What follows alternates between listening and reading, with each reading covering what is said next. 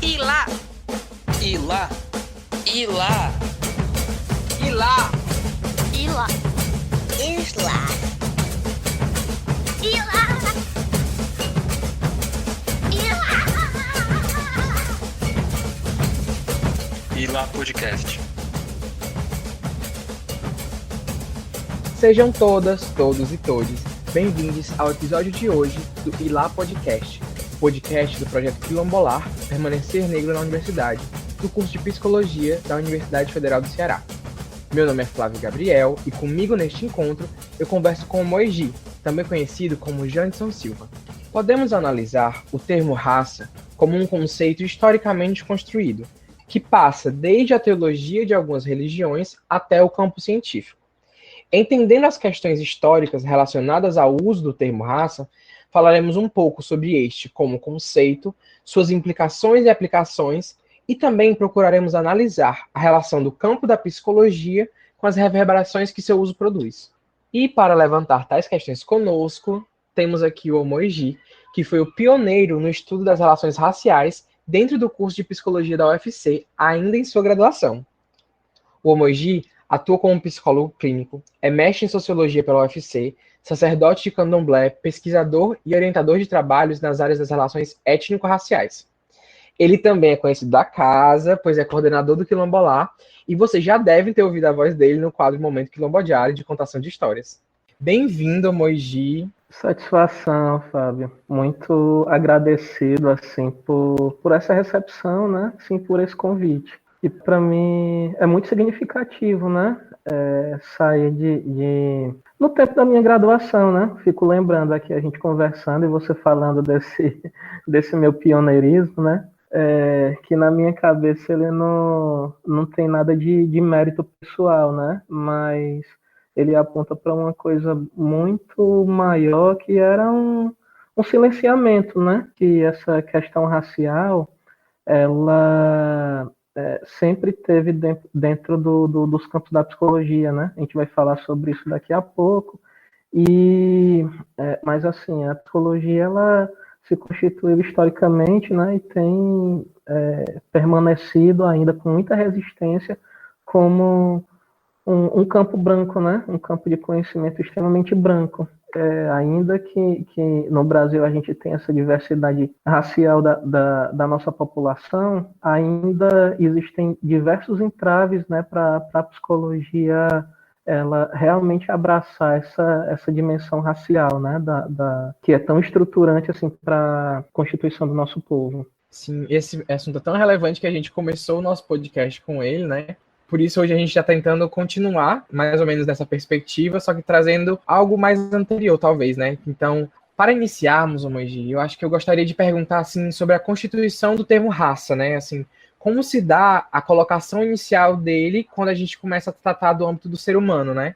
Veja, essa pergunta, ela não tem uma resposta simples e ela também não tem uma única resposta. Eu posso lhe dar aqui vários exemplos da antiguidade, né, de registros que a gente tem, de cenas em que um grupo humano se depara com outro e tenta colocá-lo numa categoria construída a partir da sua fenotipia, né? E quando eu falo em fenótipo aqui, eu não estou falando simplesmente as características físicas estáticas, né?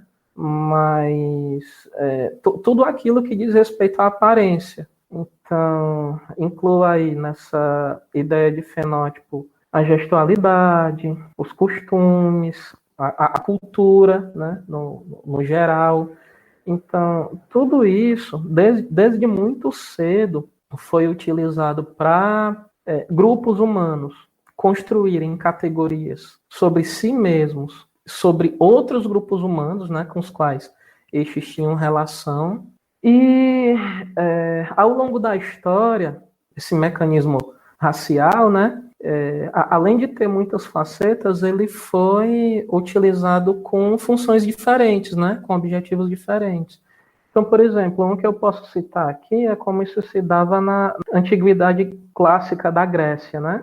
A gente tem a palavra dos povos políticos, né? Que era como os gregos se denominavam, exatamente porque eram povos nativos da polis. E a gente vai ter os povos étnicos, que se caracterizavam exatamente por serem estrangeiros à poli, né?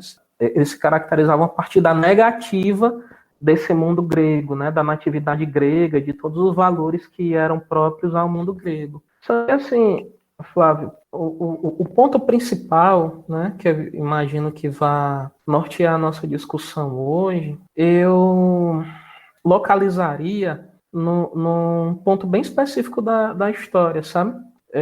Então, assim, se você me perguntar como é que surge modernamente a ideia de raça, eu te respondo com mais precisão que essa ideia ela nasce com a dominação das Américas, com a invasão das Américas, né, pela Europa e a subsequente dominação, porque é exatamente nesse momento que você vai ter a articulação de dois processos históricos, né? Então, o primeiro é essa codificação das diferenças entre conquistadores e conquistados, né, na ideia de raça, e o outro processo histórico é a articulação de todas as formas históricas de controle do trabalho, de seus recursos e de seus produtos em torno do capital e do mercado mundial. Quando a gente articula, né, esses dois processos, é como juntar a fome com a vontade de comer. Daí nasce a ideia de raça como algo que vai justificar, e mais do que justificar, ela vai orientar, a partir daí, toda a forma moderna de escravização, comércio, vilimpêndio da cultura e submissão mesmo de um povo a outro, né? Então, por exemplo, mesmo essa racialização que existe entre as regiões do Brasil, né? Por exemplo, a ideia do nordestino, né? Como um brasileiro racializado frente ao sudestino, né? E tal, ao paulista, carioca, toda essa racialização moderna, ela vai ter como base, né, assim, vamos dizer assim, como o ponto de corte, a invasão das Américas.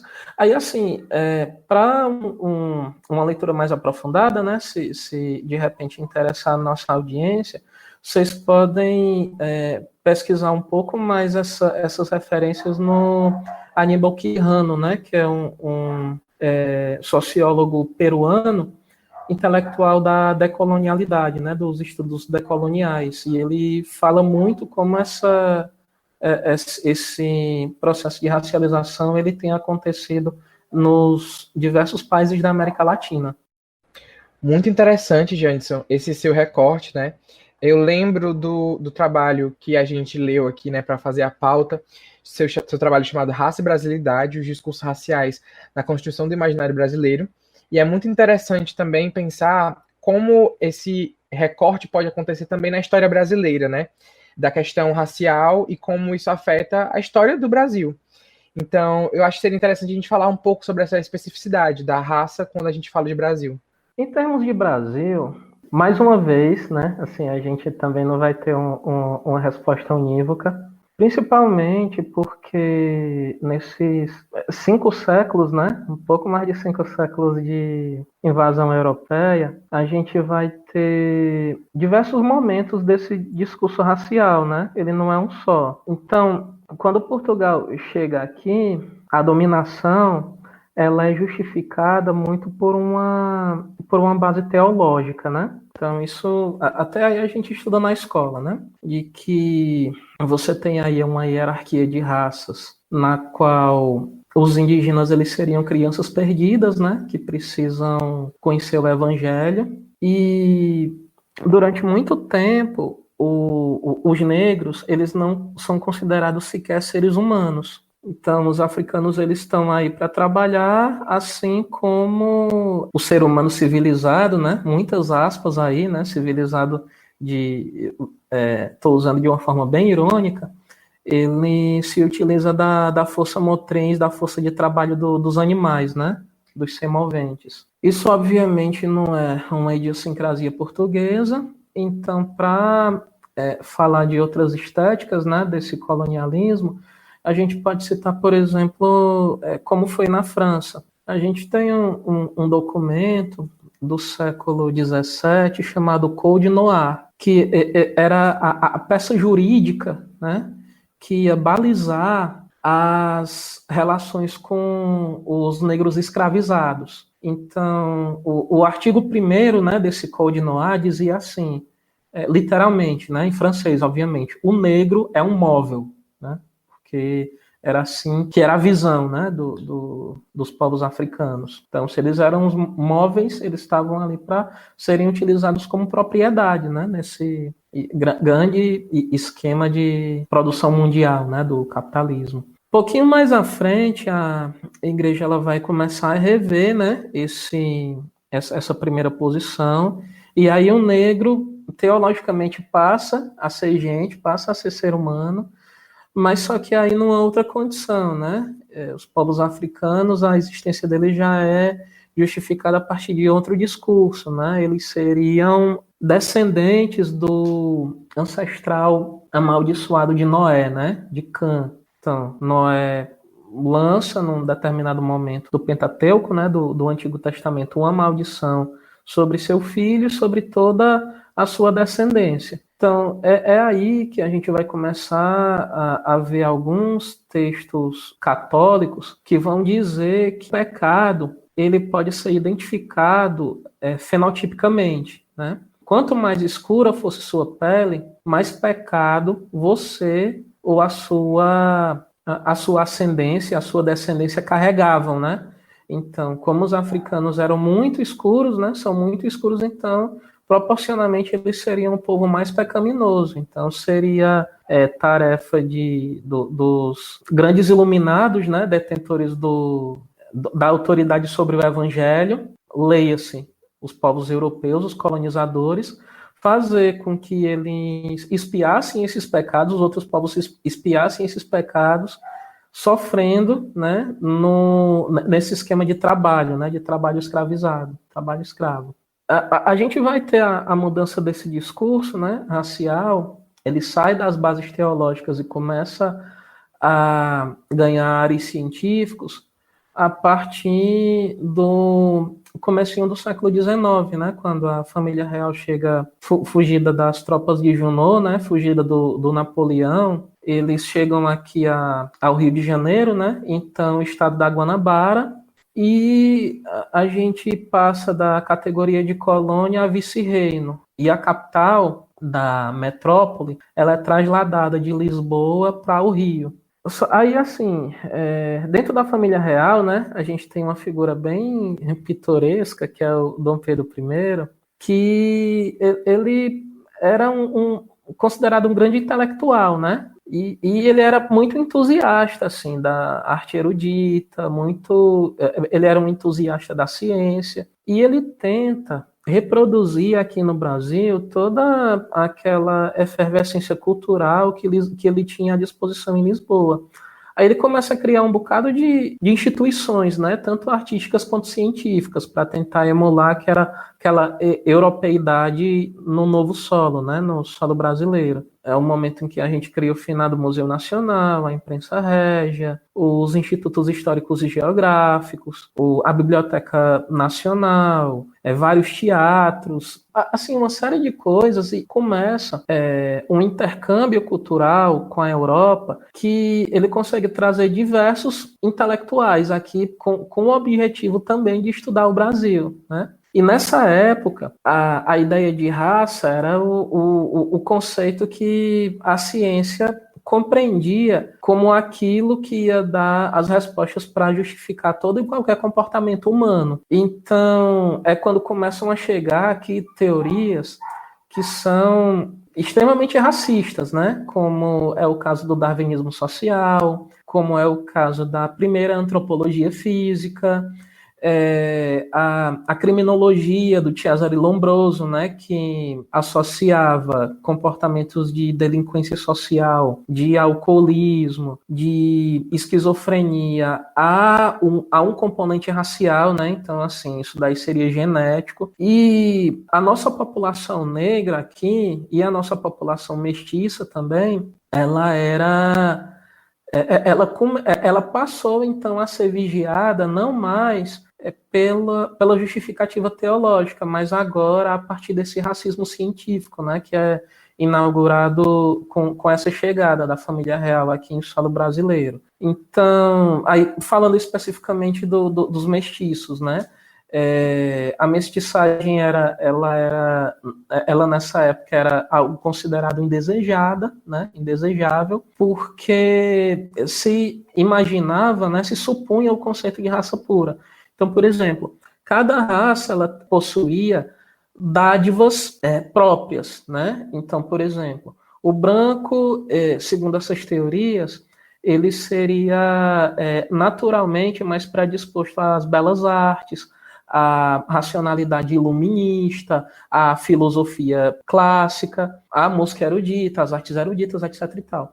Os negros, em contraponto, eles teriam mais vigor físico, né? Então eles seriam mais felizes, né? Mais eficazes nos esportes, no trabalho braçal, na arte tribal. E se acreditava que se você tivesse um cruzamento, né, entre essas duas raças, você geraria um terceiro tipo, que seria um tipo híbrido e, ao mesmo tempo, estéril do ponto de vista cultural, né?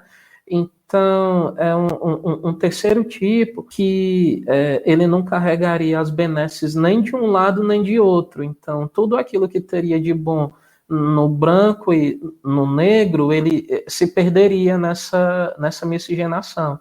Então, a palavra mulato, né, por que ela é uma palavra extremamente carregada de racismo?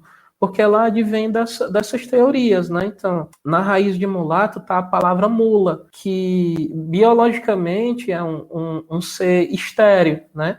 Então, quando se cria essa palavra mulato, é para falar dessa suposta esterilidade cultural que esse ser híbrido, né, esse mestiço, ele carregaria. Aí, assim, na República Velha, a gente vai ter uma outra questão, que é a criação de uma identidade nacional. E é aí que a gente entra no terceiro momento desse discurso racial aqui no Brasil, que é quando essas teorias do racismo científico elas vão ser rechaçadas, né? Porque europeias demais, porque não existe nenhuma originalidade nacional nelas, nacional, leia-se brasileira, e vários intelectuais culturalistas, eles vão se reunir para tentar pensar o que é o Brasil e o que é o brasileiro.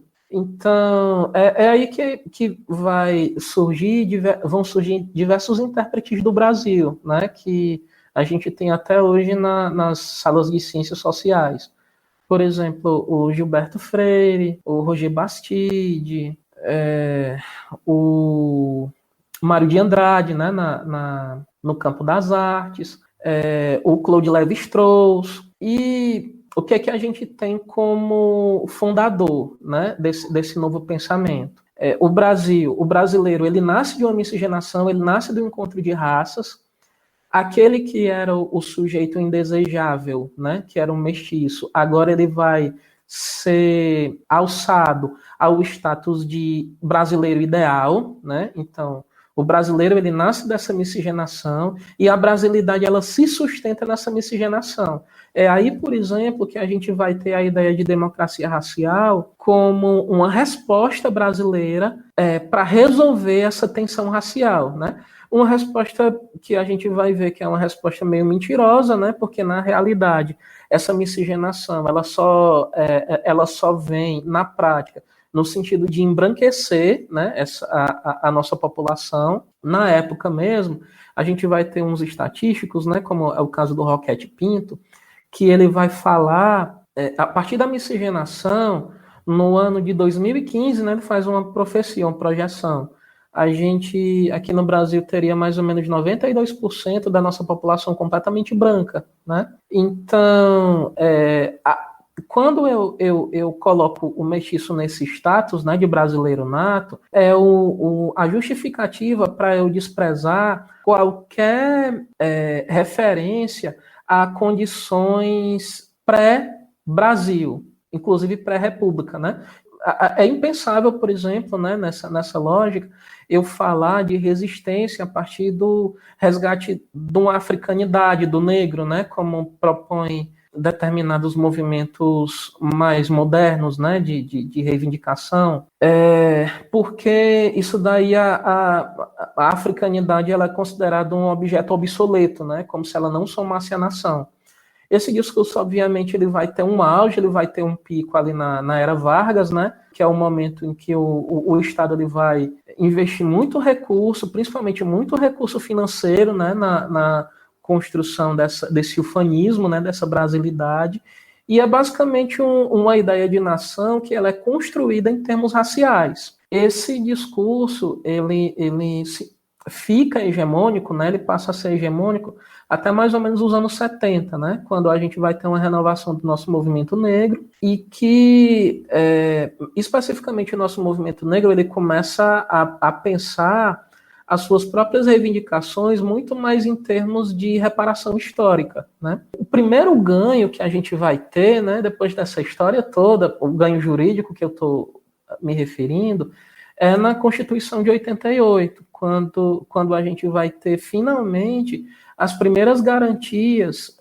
jurídicas dessa reparação, tanto para o povo negro quanto para os povos ameríndios, né, os povos que já estavam aqui na Terra na hora dessa invasão. Bom, mais ou menos isso. Ótima contextualização, Moji. Acho que traz muito mais complexidade, né? Agora que a gente vai introduzir a psicologia, o campo da psicologia. E aí eu queria que você conciliasse um pouco esse lugar da psicologia, né? Esse duplo lugar que ela habita tanto nas ciências humanas quanto no campo da saúde, e como é que a psicologia tem abarca o conceito de raça. Cara, assim, o tempo todo esse conceito ele vai estar orientando diversas práticas psicológicas, certo? O tempo todo mesmo.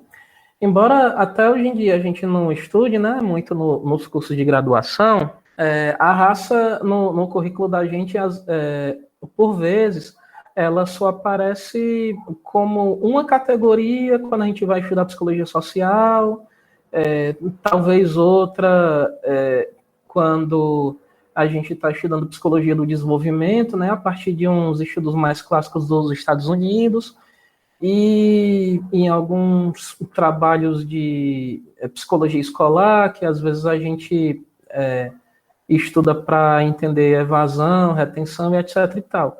Mas, a despeito desse silêncio na sala de aula, a psicologia, o que eu vejo é que ela sempre teve muito integrada, né, com um grande pacto racial, né, e não só aqui no Brasil. Mas, como a gente está falando de Brasil, o que eu posso falar são de diversas práticas, né, práticas psi, no geral, que tiveram a raça como das suas principais forças motrizes. Por exemplo, lá em Recife, durante muito tempo, quando um pai de santo, uma mãe de santo, ele ia abrir um terreiro de candomblé, de umbanda, de jurema, que fosse, ele, para conseguir o alvará de funcionamento, ele necessariamente precisaria de um laudo psiquiátrico para atestar a sanidade mental.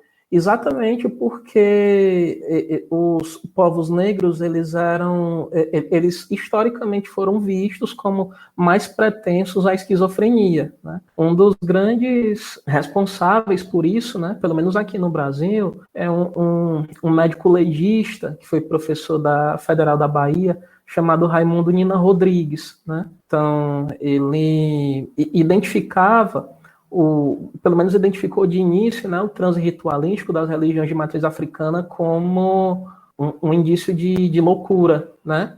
Mais para frente ele vai dizer que ela é mais parecida com o transe de hipnose, né, com o transe hipnótico. Ele nunca conseguiu provar essas teses dele, mas assim, o que tinha de ficar, né, assim, a marca dele nas práticas psi e dentre outras práticas, ela acabou ficando, né? Essa relação, ela se dá em duas vias, né? Assim, primeiro, se cria muita tecnologia racial e o conhecimento que a gente tem, ele vai se construir com esse alicerce dessa tecnologia racial para depois, né, vamos dizer assim, de uma maneira, num tempo mais contemporâneo, né, num tempo mais moderno, a gente simplesmente dizer que não, como eu escutei muitas vezes, né, durante a minha graduação, que não vale, que não é interessante mais se discutir raça.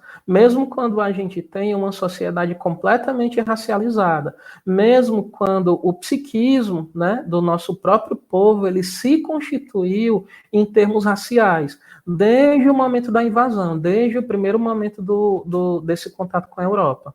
Ótimas pontuações, Janderson. Eu acho que isso que você colocou leva diretamente à nossa próxima pergunta, né? De quais seriam as consequências de uma psicologia que não compreende ou se isenta da questão racial?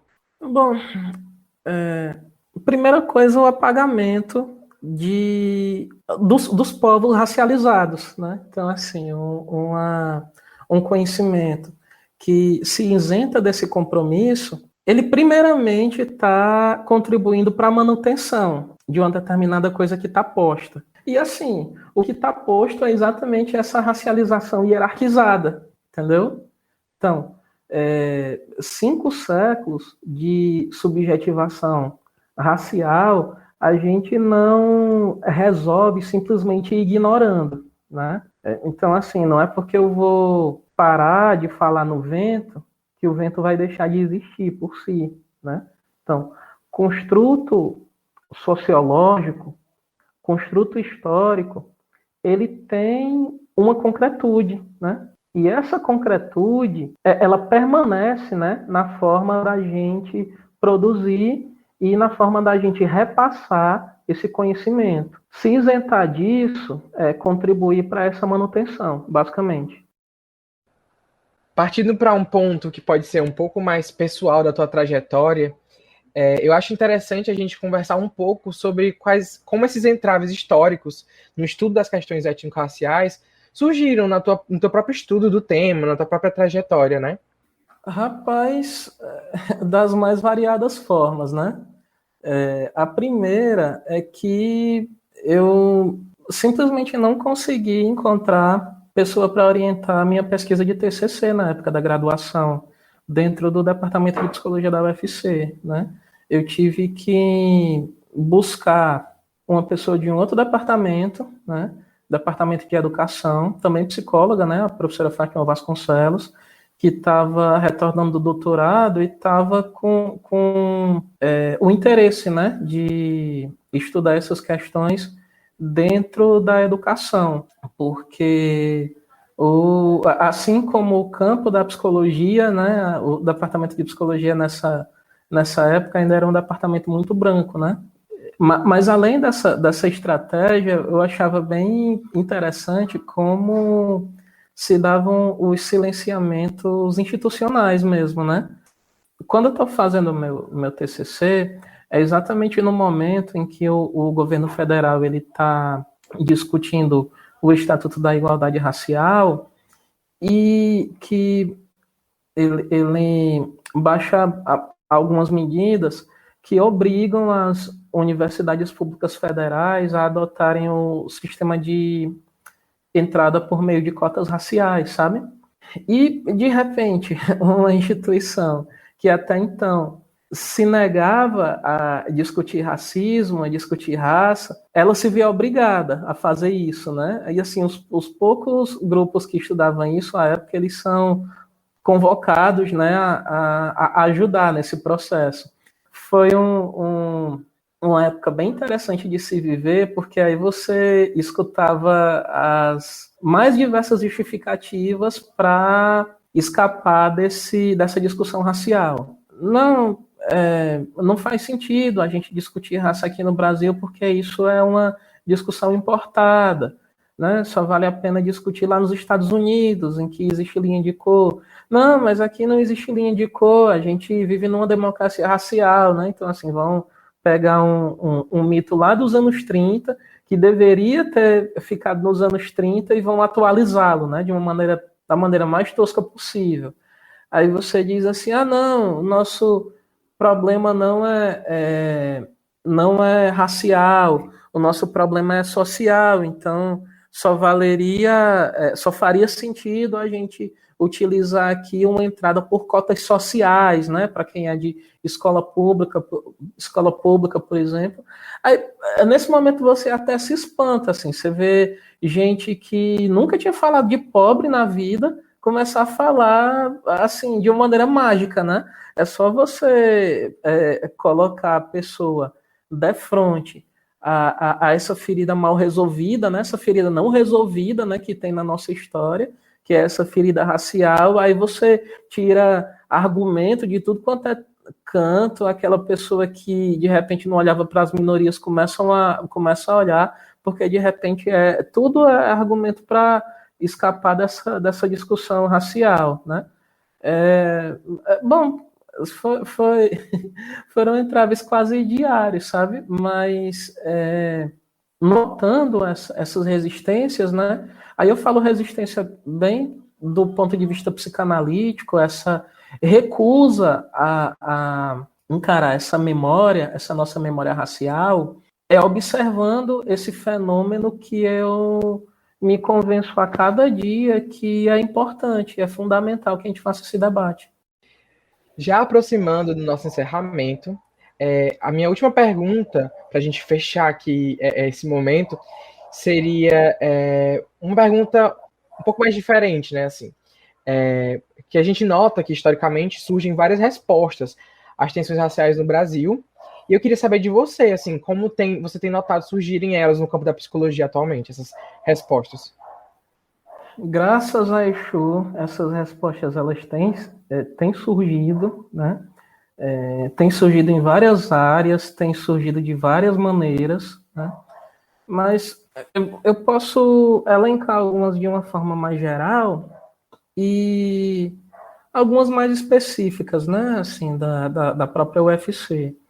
Mas eu acho que a primeira coisa é a redescoberta de autores negros, né? Autores e autoras negras do campo PC, que tiveram uma produção vastíssima e agora eles, sei lá, de pelo menos uma década para cá, eles voltam a ser lidos, né? E voltam a ser debatidos e debatidas, como Franz Fanon, como a Neuza Santos, como a Lélia Gonzalez, né?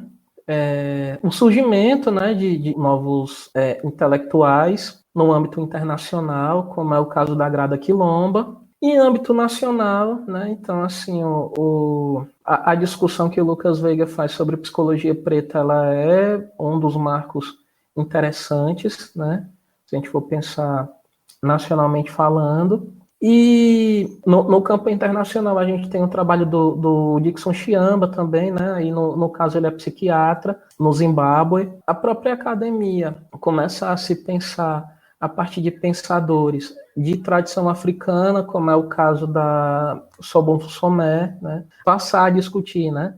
A partir de 2012, Sobon Fussomé aqui no Brasil é um marco interessante também. E o próprio departamento de psicologia da UFC, que eu fico muito feliz que hoje em dia ele não esteja tão branco quanto já foi, sabe?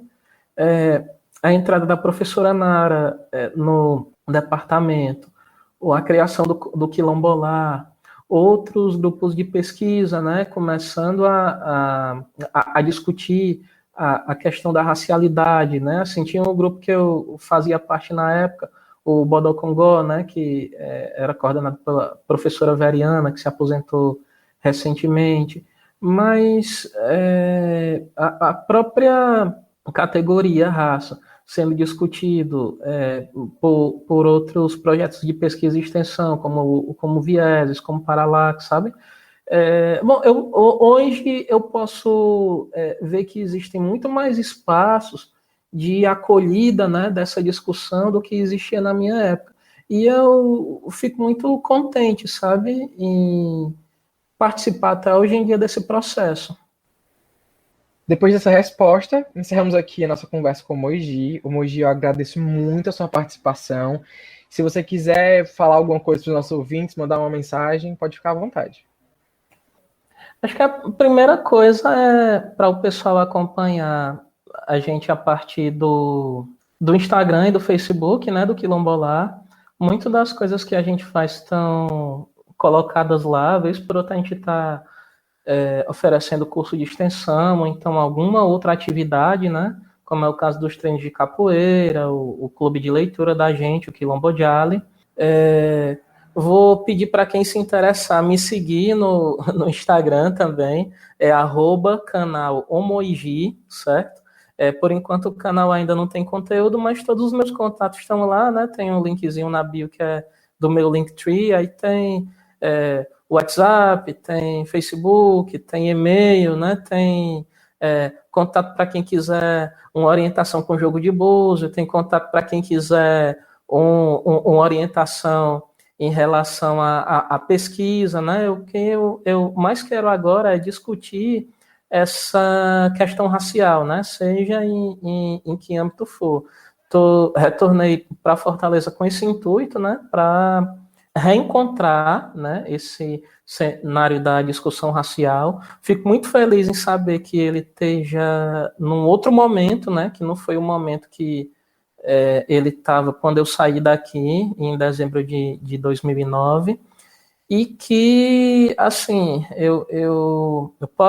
podem ficar à vontade, né, tanto para entrar em contato com os outros coordenadores e coordenadoras do Quilombolar, quanto pessoalmente lá pelo contato no meu canal. Encerramos, então, o nosso episódio de hoje do Ilá Podcast. Agradecemos a todos os ouvintes. Para ficar sempre atualizado nos nossos debates, acompanhe nossas redes sociais, o Quilombolar UFC no Instagram, no YouTube. Assine o podcast Quilombolar no seu agregador de podcasts ou nas nossas redes sociais. E obrigado por ouvir. E lá!